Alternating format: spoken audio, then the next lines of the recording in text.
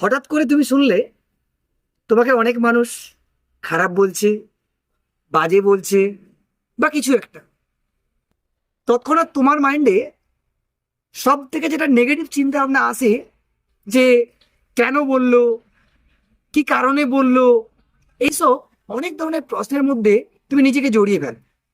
আসলে যখনই এ ধরনের কোনো প্রশ্ন তোমার মাথার মধ্যে ঘুরঘুর করবে, নিজেকে পজিটিভ রাখার জন্য কয়েকটা জিনিস খুব ক্লিয়ার ওয়েতে বুঝে নাও।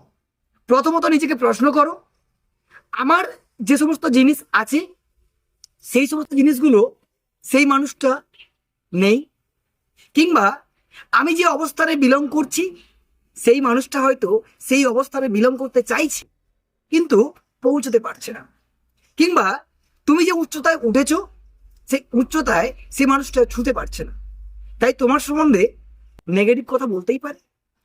হয়তো নিজেকে নেগেটিভ ওয়েতে না নিয়ে গিয়ে সবসময় অন্যের কথায় কান দিয়ে নিজেকে আরো ডিমোটিভেট করে ফেলো না। নিজেকে পজিটিভ রাখার জন্য অন্যের কথা না কান দিয়ে নিজেকে আরো এগিয়ে নিয়ে চলো।